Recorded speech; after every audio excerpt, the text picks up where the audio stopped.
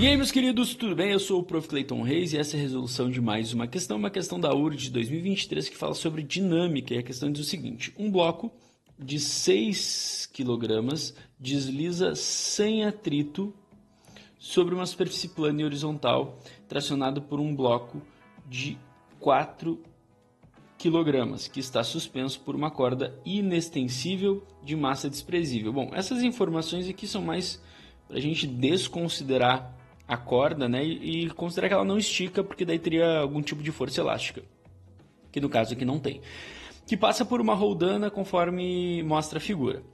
Ele me dá ali dados como a gravidade, né, o módulo da gravidade, 10 metros por segundo ao quadrado, e ele manda eu considerar que a roldana também não tem massa e não tem atrito, ou seja, uma situação totalmente ideal. E aí a pergunta da questão é: de quanto é a força de tração na corda? Queremos descobrir então a tração na corda. Bom, é uma questão bem clássica de dinâmica. A primeira coisa que a gente faz quando a gente analisa uma situação que envolve forças é tentar descobrir, analisar e verificar ali quais são as forças envolvidas naquele problema. Por exemplo, no bloco, eu vou dar um número para esses blocos só para a gente poder, né, diferenciar. Eu vou chamar esse bloco aqui de bloco número 1 e esse aqui de bloco número 2, porque daí a gente consegue dar se referir a eles de forma melhor. Então, no bloco número 2, a gente tem o quê? Temos o peso dele. Lembra que o peso é para baixo, né? O peso do 2. Lembra que para calcular o peso, o que tu faz é pegar a massa dele e multiplicar pela aceleração da gravidade. Como a massa dele é 4 e a gravidade é 10, a gente já pode dizer que o peso dele, então, é 40 newtons, tá? E além disso, nós temos a força de tensão. Quando é que surge uma força de tensão ou tração? Quando tem uma corda esticada no problema. Então, o que acontece, né? A gravidade vai puxar o bloco 2 para baixo e ele vai esticar a corda. Quando ele estica a corda, vai surgir uma força de tensão sobre ele. Essa força de tensão é da corda sobre os corpos. E ela vai ser a mesma em toda essa corda. Porque quando a corda estica, ela também puxa esse bloco para cá, ó, com a mesma força de tensão, né? O mesmo T. Vai fazer o bloco número 1 arrastar então para a direita. A gente entende que todo esse sistema ele vai fazer um movimento mais ou menos assim, né? Todo esse sistema ele vai andar para a direita e para baixo. O bloco 2 vai cair, enquanto o bloco 1 vai ser puxado para a direita, tá? Além dessa força de tensão no bloco 1, nós temos o peso dele e a normal, que nesse problema não vai fazer diferença porque são forças que vão acabar se anulando e não vão ter nenhuma relação direta ali com o movimento ou com a tensão. Então a gente vai ignorar essas duas forças, tá?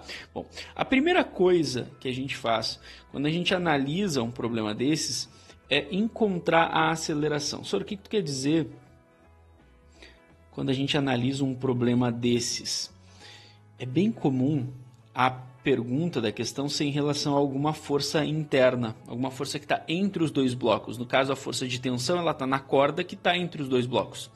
E não tem como eu descobrir isso sem achar a aceleração. Então, o primeiro passo nesse tipo de questão que te pergunta a força interna é achar a aceleração. E como que a gente faz para achar a aceleração?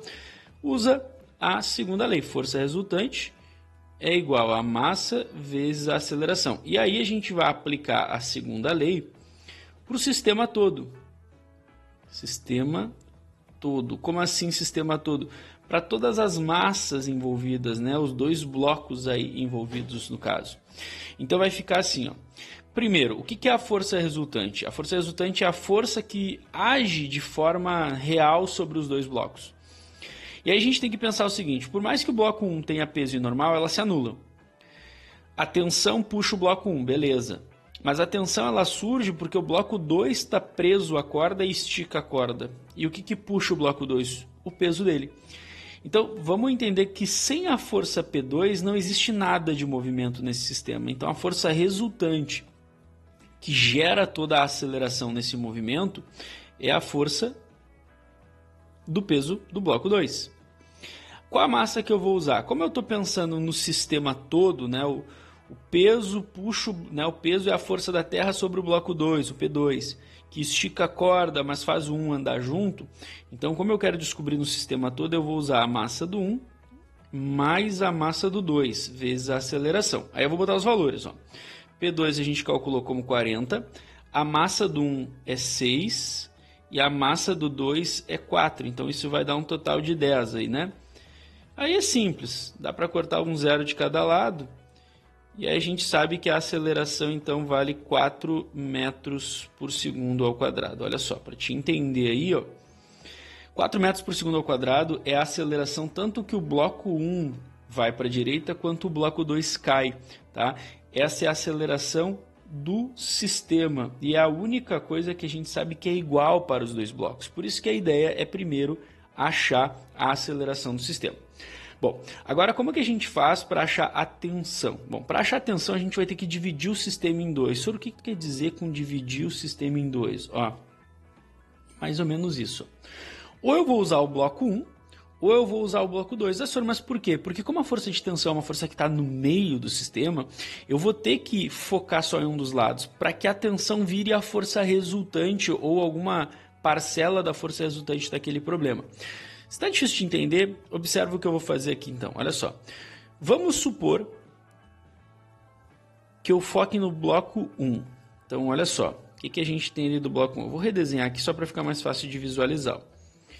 Isso aqui é o bloco 1. A gente sabe que não tem atrito nesse problema, né? Então esse aqui é o bloco 1. O que a gente sabe? O bloco 1 ele tem 6 kg e a única força que está puxando o bloco 1 é a força da corda. A gente sabe que tem uma força aqui, ó, que é a força de tensão. E é ela que a gente quer descobrir.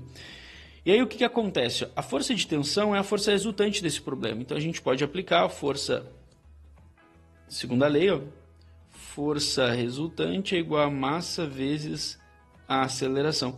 Só que a gente vai aplicar a segunda lei somente para o bloco número 1. Ou seja, ignora que existe um 2 pendurado. A gente sabe que o 1 ele vai acelerar para lá, ó, com uma aceleração de 4 metros por segundo ao quadrado. Então a gente tem basicamente todas as informações. Agora é só botar os valores, ó.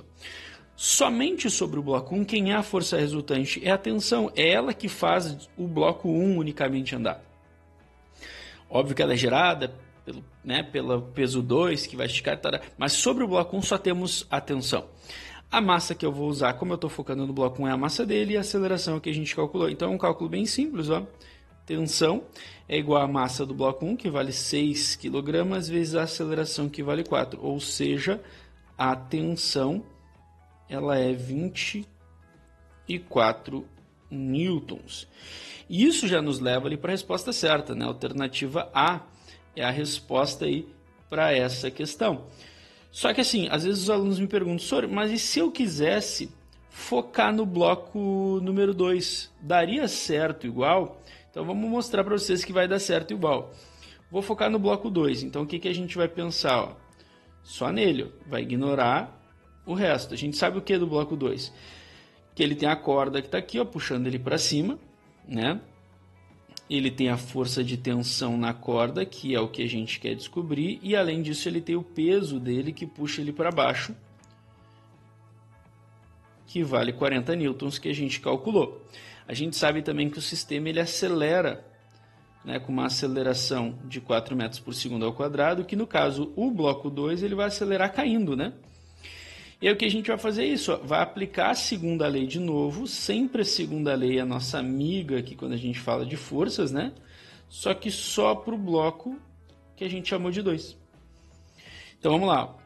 Quem é a força resultante agora? Tu percebe que existem duas forças, uma para cima e uma para baixo. A resultante é o resultado dessas duas. Como a gente sabe que o bloco cai, que ele acelera para baixo, então a gente sabe que o P2 é maior, ou seja, então vai ficar assim, ó. A resultante vai ser o peso do 2 menos a tensão. Por que menos, senhor? Porque uma força é para cima e a outra força é para baixo. Então a gente tem uma oposição de vetores ali. E esses dois vetores sendo um diferente, né, um para cima e um para baixo, a gente acaba subtraindo quando faz a soma vetorial. A massa é a massa do 2, já que eu estou usando ele, e a aceleração é que a gente calculou. Tu bota os valores, ó, vai dar um cálculo maior, então esse caminho não é o melhor. Mas só para te mostrar que funciona. Então aqui vai ficar aqui, ó, 40 menos T, vamos fazer de conta que a gente não sabe ainda que é 24. M2 é 4 e a aceleração é 4. Aí é só fazer o cálculo. Então vai ficar 40 menos T igual a 16. 40 menos 16 igual a t, e aí a gente encontra que o t é 40 menos 16, que dá 24 newtons. Percebe que a gente chegou na mesma resposta. Ó. Então dá certo igual. Mas a ideia é que eu preciso dividir o sistema em dois, porque é uma força que está no meio, e dividindo ele eu vou conseguir, né, focando somente num dos blocos, eu vou conseguir ter essa força como uma força resultante para poder aplicar na segunda lei. Gente, então a resposta certa, alternativa A. Espero que vocês tenham entendido, espero que vocês tenham gostado. Muito obrigado por assistirem até aqui. Fiquem ligados aí nas próximas resoluções. E era isso, bons estudos para vocês e tchau, tchau.